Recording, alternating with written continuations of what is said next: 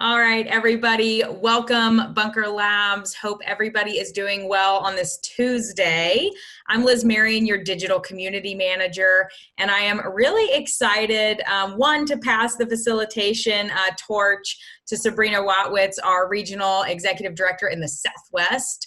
But also to welcome our guests. So we're coming off of celebration of Military Spouse Appreciation Day last Friday, where Sabrina and I led an amazing roundtable of military spouse entrepreneurs, and we have two more military spouse entrepreneurs that are co-founders in our company Instant Teams. It's going to be highlighted today. So I'm going to pass it to Sabrina.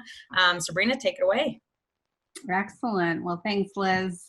And thank you, Erica and Liza, for joining us.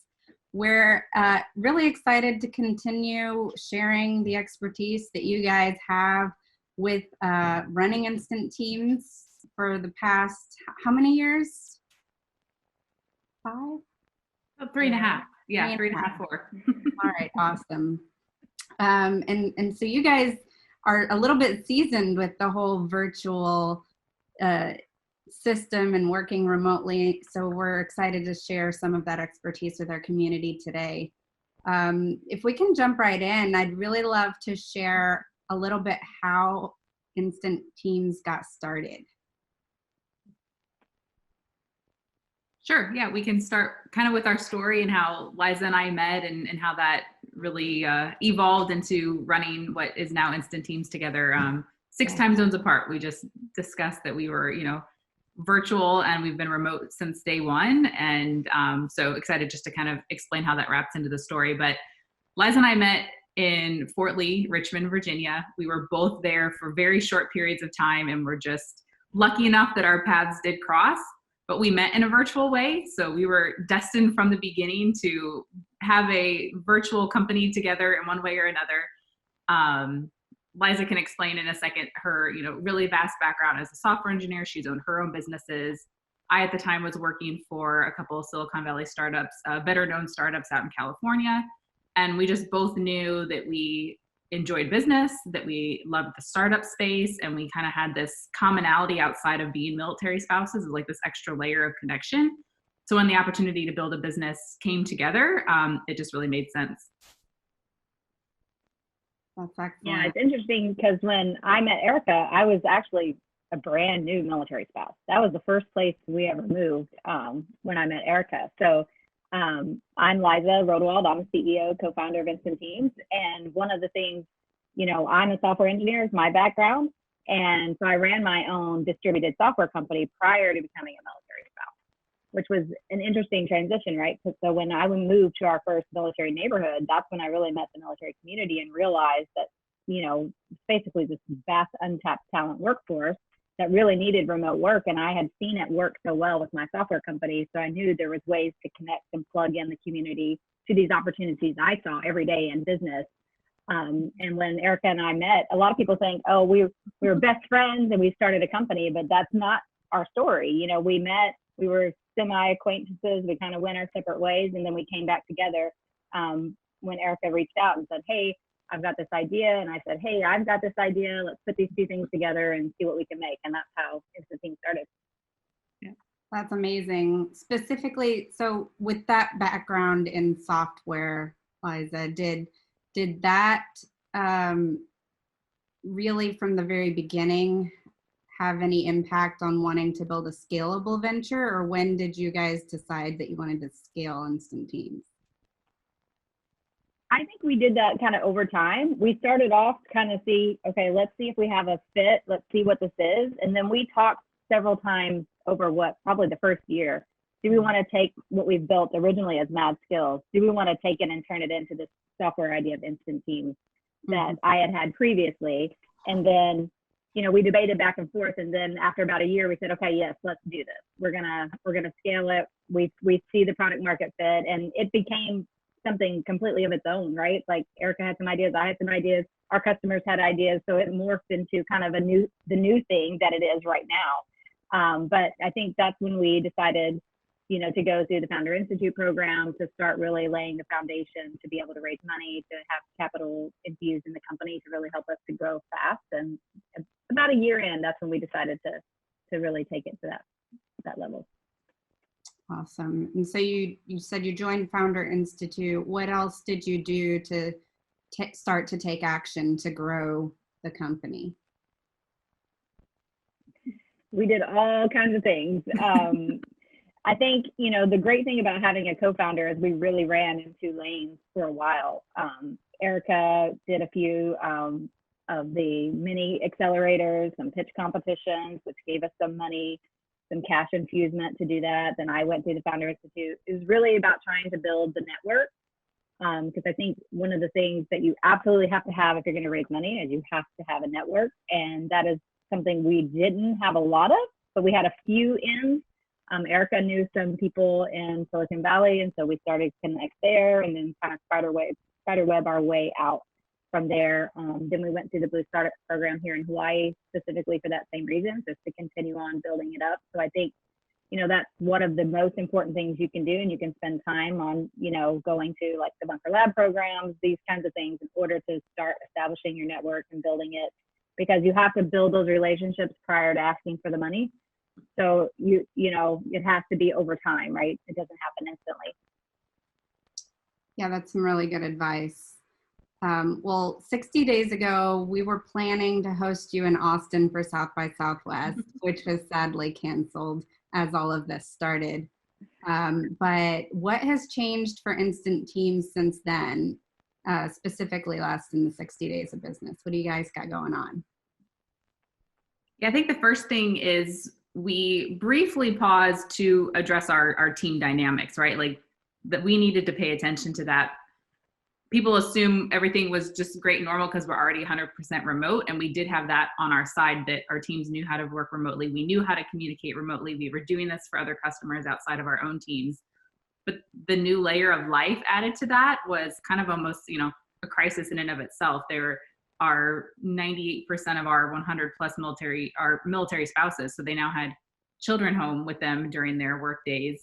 A lot of mission essential spouses. So the spouses were out of the home. So you've got a full-time working remote, individual with new solo parenting duties, and that's a lot to bear. So we took about a 2-week time frame just to kind of watch that, address that, really communicate one-on-one with people, like, what does your day look like? How are you doing? Whether that was directly on the team for Liza and I, or, our customer team. So it's probably the first thing that we kind of stopped and paid attention to, knowing that if the people can't make it through, then nothing's going to make it through. So we kind of invested that effort at the front end to be sure that we could ride through whatever was going to continue to come down the line.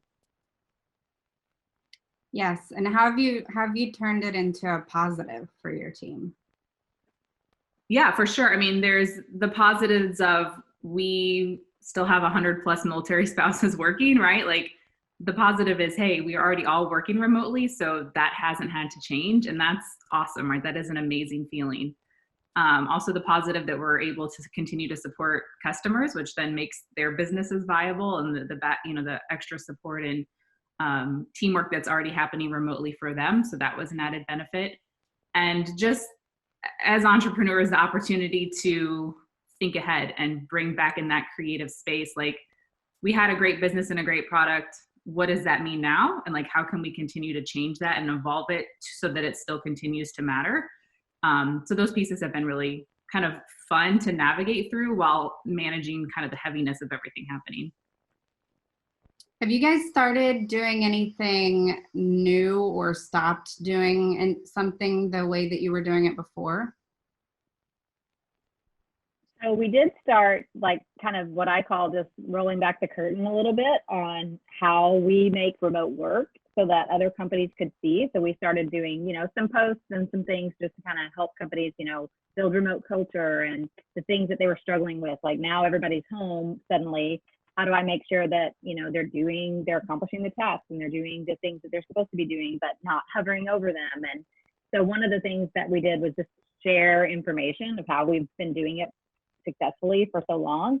And then we are releasing our software platform. Is called Arty, and it tracks visibility and productivity within the remote workforce. And so we're kind of packaging a free version of that for companies to use outside of hiring our specific, what we call RTMs, which are remote team members on the platform. So bringing their own people onto the platform, being able to use the software product for that extra layer of visibility on both sides, the remote workers and the companies, and then also packaging our policies that we've been building and we've been learning from and we've been putting in place and refining as we learn more about, remote work culture and figuring out what works best, putting those policies all in a package and handing them to companies for free to just, help. For one, it's good for us, customer development. We learn what they're looking for, but two, it's a huge value add to these companies that are suddenly finding everybody working from home in a not normal environment.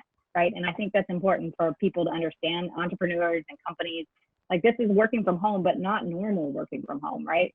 When I normally worked from home, I was the only person here. Now there are 5 other people here. So that's a totally different dynamic. Right. So you have to be flexible and learn how to work through that. And I think it's a really great time for entrepreneurs and companies to start rethinking how they structured their traditional work days and how they've structured having employees, and does it make sense? And is there other more creative ways that they can do that now that some of these doors have opened up? Yes, and you mentioned work culture, and obviously that's a big part of what you guys do with building remote teams. How has this changed work culture, and what do you think is going to stick post lockdown as everything starts to open back up? For us, it's really kind of continued to be status quo. I mean, we have all of our policies and communication expectations and our core hour flexibility. Like we've built that, and so that's been able to sustain us. I think outside, like people who've been forced into this remote workspace, coming in thinking, "Oh gosh, like how does this even work?" Like we haven't even, like there's a risk mitigation factor there, right? Like people that they just haven't thought through. And I think the structure of that is communication. If you don't have healthy communication when you're sitting in a building together, which people, it's kind of that seats in or butts in seats versus actual productivity concept, Yes. then you're probably going to struggle if you're forced into a remote environment. But having communication policies down to specific Slack channels that are used for specific things, like your teams and your remote culture being trained to thrive in a remote environment makes all the difference. We have like an ethos for mindful communication, which sounds kind of like fluffy and spacey, but it is really a strong line of intentional communication. If you need something, you ask for something. If you have a question, you ask. If somebody hasn't gotten you something, you kindly say, "Hey, I'm waiting on this." Like those are things that are put into practice with what we do daily to keep that type of thing alive. So I think people who aren't thriving or who aren't saying this is working, it's just because those structural pieces are missing. That's awesome. I think one of the coolest things that has come out of this, like a shift, is like a more humanization of the workforce.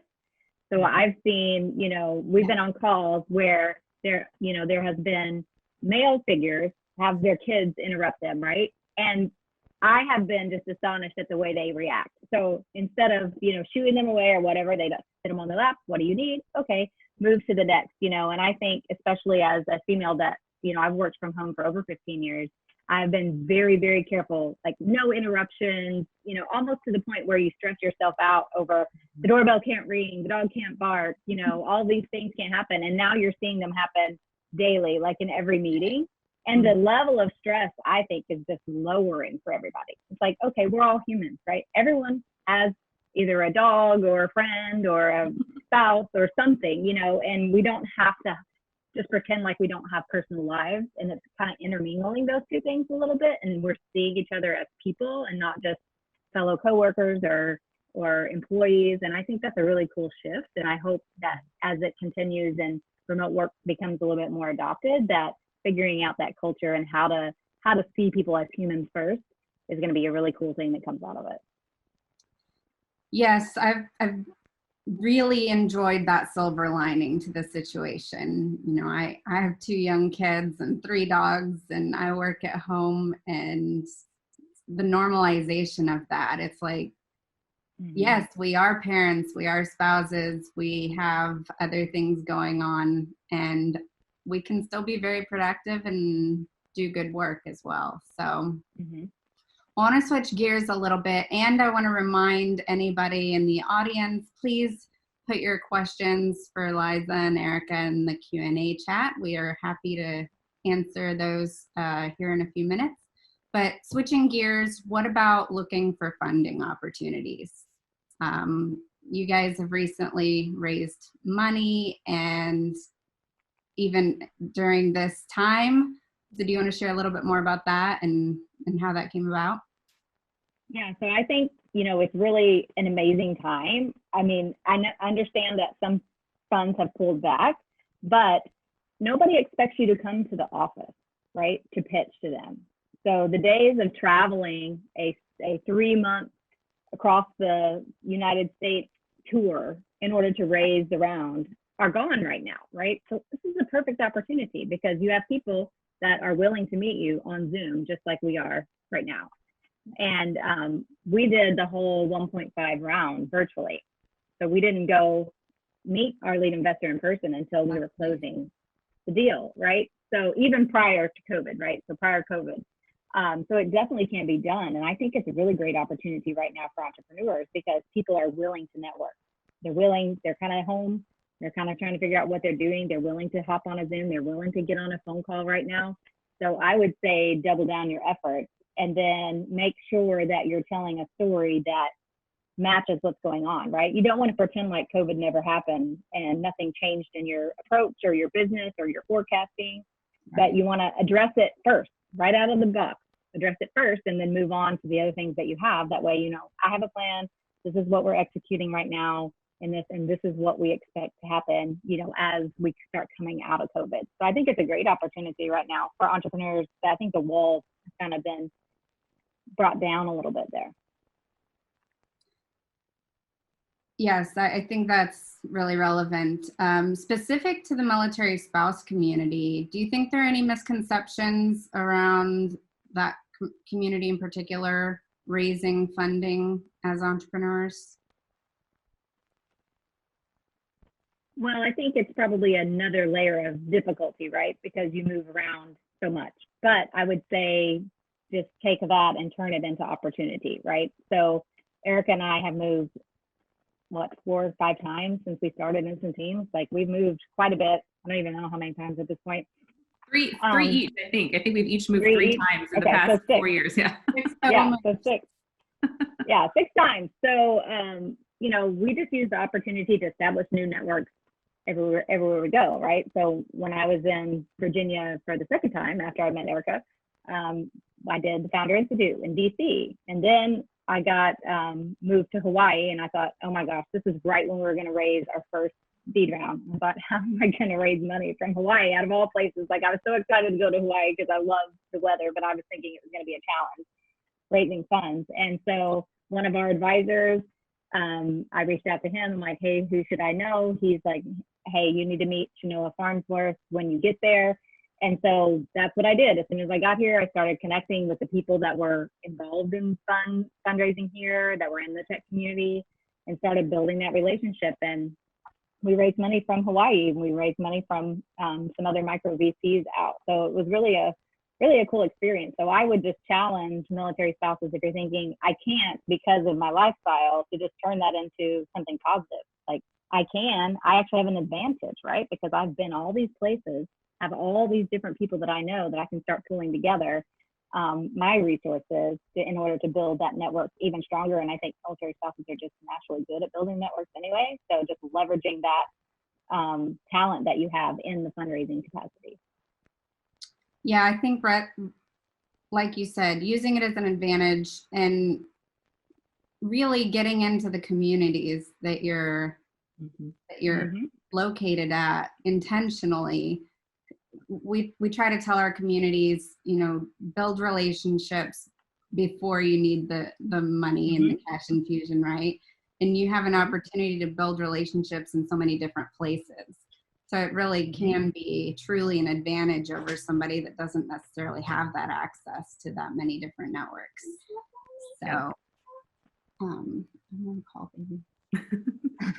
Yeah, I think something that we're often asked about is like, you guys never did a friends and family round. Like, why did you skip that? And I think that's part of the networking, how that came important before we needed to get there. I will say, I don't think most military spouses or even veteran entrepreneurs have neighbors with, you know, money to give when you're trying to raise a round like that. Like, that's a really difficult thing to do within our community. So our forethought on that was like, we knew we had to be making money from day one in order to be able to kind of skip that round and go straight into fundraising. So there are ways, you know, I think people see, you know, blogs or information about the steps you have to take to get there, and they're like, well, I can't do that, so I'm not even going to try. But we have followed steps, but kind of in our own organic rhythm, right? We're not traditional 20-something, you know, young Silicon Valley entrepreneurs. We're not in the same location. We don't have friends and family access. So just really having that thought process to know, okay, this may be what the path is supposed to look like. How are we still going to make it happen? Because we don't fit that box, yet we know there's a great opportunity here. So it's been really cool to see those networks and those steps and that process come together. Yes. Well, I see we have a question in the question and answer box relative to the last talking point I had. So can you tell us about new companies you've spoken to or organizations that are realizing that remote work is an option but didn't do it before? Are there any trends you're seeing and who those companies are that you're talking to now versus prior to this? Yeah, I think a couple of industries that have been more traditional that have been thinking about it. So healthcare, government, those especially are the ones right now that are like, okay, this was a 10 to 15 year plan. Okay, now we need to make it a 2 to 3 year plan. We need to start adapting some of this now so that we don't get left behind. So it's speeding up, I think, some plans that people had in those more traditional industries. So some of the customers that are coming to us that we were talking to are in those spaces, right? Because they're like, okay, we need to figure out how to adapt to this telehealth now. We need to figure out how we should be, you know, supporting our patients better remotely. How do we do these different things? And that's, you know, it's a great opportunity for us because we've done all this and we can kind of take our knowledge and then help them apply it to an industry that's different, you know, than even what we're doing, but taking those and figuring out, okay, well, what's the best practice now in your industry, and what are the additional layers you need to be considering as you start to move your workforce remote? Because there's all kinds of, you know, security measures, the cybersecurity companies doing it, you know, healthcare, there's different layers of HIPAA and those kinds of things that they have to start thinking through. So those are a couple of industries that I've seen directly come to us that are being impacted. Edtech is another one, right? They were already sort of spinning that way, and then they just got, like, you know, catapulted into the space, and so struggling to figure out, you know, how to do that effectively. Well, I can't imagine what an amazing resource you are to those companies. Like you said, just being thrust into it and having to learn and adapt and really build the ship as it sets to sail. So that's a really great opportunity. I think we're closing up on our time. Are there any other questions quickly want to get into the chat box from our attendees here? Oh, we got one. Have you had any experiences applying for COVID-based grants? That's been a hot topic on our conversation past month. It has been an adventure. I will just put it that way. Sure. Yeah, we did. So we ended up initially applying like the day everything released, right? Nobody knows what's happening, but it was just like the rush of, it doesn't matter what's happening, just get your application in and get it done. So we did that with our bank, which is a large banking institution, and the platform was faulty and we were getting error notifications, although everything was there. I mean, it's just a very frustrating, time-consuming process, but we made it through and then still just never heard anything. So we ended up going to a very small bank that was suggested through our investor. And within 4 days, they were able to get us money. So for people who are struggling out there, like from what we've seen is sometimes those smaller banks have a little bit more agile practice or ability to kind of move the process versus these huge banking institutions that are just bogged down with information. And then week to week new information's coming out. Right now they're questioning, well, who should have taken money? Should you have taken money? So now we're doing like audits, and we've been really careful to keep all of our documentation in one folder. We opened up a separate bank account to put the PPP money into, so that when we're running payroll, it's going out of that account only, so we can show that process and show that just kind of operational tracking that it was being used for what it was said to be used for, down to working with our legal team and investors to have, you know, memos on why we needed it. The board all agreed on it. This is how we proceeded. So there's a lot of kind of protection going into just receiving the money at this point, because it's still unveiling daily as to how it's all going to pan out. So that's just kind of been some of the steps we've taken to get where we've gotten with it. Yeah, what you've said echoes a lot of the same that we've heard throughout the community. So consistency's there, but it is improving, I think. Okay, we have a lot of questions coming in now. Do you employ a large number of military spouses, or who tends to join Instant Teams as an employee? I think you touched earlier around 95. Yeah, so right now we have about 10,000 military spouses registered to be a part of our workforce. And that is just basically, you know, putting yourself forward as a candidate, creating a profile. And then we have 105 working through the company right now across all time zones and 100% remotely.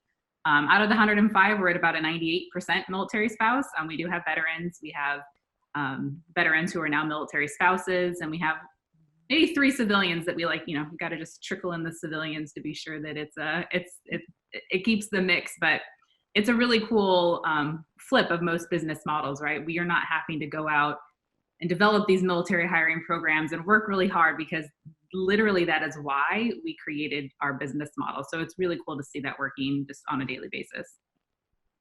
Awesome. Who is your ideal client at Instant Teams? So it's interesting because we're really industry agnostic, because we can build a remote team in just about any industry. I mean, we've worked with Fortune 100, like Walmart. We worked with, you know, mid-sized $100 million technology companies, and we worked with solo entrepreneurs just starting. So we kind of run the gamut, but we're really focused on building teams for companies, so building large amounts of groups. So that middle market is really our sweet spot, but industry agnostic in the middle market space. Awesome. And then we have a question from Nancy Preston. You have a robust platform, and Nancy's also building a platform with some seasoned tech founders. She wants to know some of your lessons learned about developing and running the platform, and she would like to connect with y'all after. All right, awesome. Well, I think one of the things that we did, and just from a software development background myself, is we did everything that we have in the software right now manually. We built it all out by hand, right? So we used other tools that were already out there. We pulled things together. We had people behind the scenes doing all the manual stuff. So we built out the whole process. Then we turned it into automation, right? So that we knew we wouldn't have to start over, like create something, put it out there, and then have to scrap it and then start again.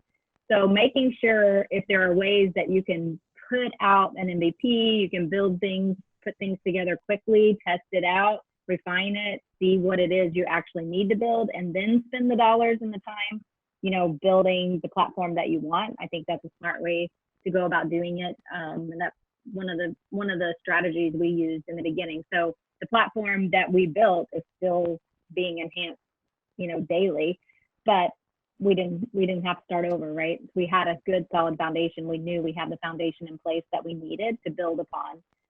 So I think that just saves you a ton of heartache, time, money. Right, and to build upon that a little bit, did you have a strategic approach for utilizing that manual process to pitch for funding so that you could scale it and build out the technology? Well, we had already started generating capital. So we funded the first half of that product development.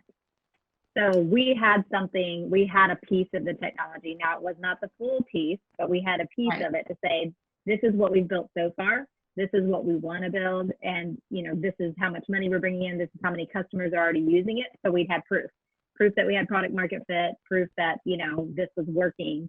And then it made the risk a lot less for investors to come in. So we did self-fund through our own, Erica and I did not pay ourselves for a long time. When we were working, every dollar went right back into Instant Teams and paid people that worked for us or paid people to build the platform. We just reinvested all of that money until we got to a point where we had a decent product and we said, okay, now we're ready to scale. And then that's when we went after the funding. That's amazing. And last question, what are the most important slides and what were the most important talking points when you were pitching and talking to investors? What did you find effective to get those checks? I think, having a well thought out plan, like having an idea is great, right? But they want to see, do you have a plan and do you have the right people to execute the plan? Those are their two main factors. So like in the decks, making sure that you're highlighting what your go-to-market strategy is and who's actually going to execute it. And then being very, very clear on your problem solution statement. So this is one thing that we worked through quite a bit. And this past summer when we were in Blue Startups, Patrick Lee, he's the co-founder of Rotten Tomatoes. He was our entrepreneur in residence. He spent time with us. And he was like, Liza, you've got to tell one story. There's so much that Instant Teams can do, building a remote team in all these different areas and helping military spouses. I mean, there's so many things that we do. It's like, you've got to narrow it down on one thing that somebody can understand really quickly. And so we narrowed it down really to start focusing on customer success teams for companies, building customer success teams that can operate 24 hours a day, 7 days a week around the globe because we have a military spouse workforce that are located globally, US citizens, English speakers, high quality, right? So that made it a simple, really quick story. And when I told it that way, instead of a broad vision, investors immediately got it. They're like, oh, I've seen this problem in all my portfolio companies. I understand. And then you can expound on all the other cool things that you do. And oh, this can also be applied to marketing teams. This can be applied to tech teams. This, then they kind of start the train of where it can go big vision. You got to narrow the scope. And I think it's counterintuitive as an entrepreneur, right? Because you're like, oh, but I do all these big things and I have this huge vision. And if I just tell this one little thing, it feels like defeating almost. But I think it was absolutely the key to our 1.5 round, because when I would say it so clear, they would immediately get it. And then all those questions of, well, does anybody want this? Is this even a need? Were just gone, right? They saw it immediately. So I would say be super laser focused and very clear, and then use that to catapult into the bigger vision in like the second and third conversations. But make sure you're communicating that problem solution statement in the most concise way that you can possibly do it. And when you think you've got it, like keep drilling down and keep refining it and ask other people their input too, your mentors or advisors, ask them, does it make sense? Is it concise enough? Well, that's some amazing advice, and we thank you so much to both of you for your time and sharing your expertise with the community today. Going forward, is there anything the community can do to help you? Yeah, like just sharing who we are and what we do. Like, we are both very active on LinkedIn. We love connecting with other entrepreneurs. We love connecting with military spouses. Like, a part of my work week is searching for military spouses on LinkedIn. There's like 16,000, I think, if you type in military spouse under the people category. And I'm like, I will be connected to every single one of them someday. So all of them. Yes, all of them. That is my goal. So yeah, definitely find us on LinkedIn, connect with us. We love to, do meet and greets. We love to even, extending our network virtually. This is what we do anyway. And so we haven't given that up. We may not be going to South by Southwest, which was very hard because we were very excited to be headed to South by Southwest, but still opportunities, to network and grow. And then we have a really great referral program too. So if you know of a business that is looking to either change their mindset and move towards remote teams, or they're stuck in a place now where they just need support, definitely do an introduction to us. We have a really great referral program so that we can kind of continue to give back to the community. That's going to bring in more work that then helps the community. It's kind of a cool life cycle that we enjoy there. Excellent. Well, I think that'll conclude our session for today. If you have any questions or want to connect with Instant Teams, Jada's just posted both of their LinkedIns in the chat. So that's an easy link to follow. And thank you so much for spending your time with us. Yeah, thank you so much for the opportunity. We were really excited to share today. Thanks, Erica and Liza. And, you know, just talking about the network, like coming full circle, which is really interesting because we met, I think, 6 years ago with the Millspo project. And then, you know, it's like coming full circle with Bunker Labs, and that, you know, our community, although globally, you know, spread out and very large, actually is kind of small for military spouses. So definitely connect. And Sabrina, as always, thank you for facilitating this amazing conversation. It was super helpful. And also, you know, Liza and Erica, just your points about funding and military spouse companies and the misconceptions around that, really appreciate, you know, that input as well. And for all of you watching, we do have another town hall on Thursday where we are going to be talking more about pitching in a virtual environment with one of the original sharks from Shark Tank, Kevin Harrington. So I encourage all of you to join us at 12 p.m. Eastern Standard Time on Thursday as well. So we're going to continue this conversation about funding and pitching. So now you've heard it from other entrepreneurs, and now you're going to hear it from the investors. So thank you all so much. And Jada, you know, feel free to drop my email in the chat if anybody has any questions. You can also email us at townhall@bunkerlabs.org. Thanks so much. Thank you. Bye. Thank you, guys. Bye. Thanks.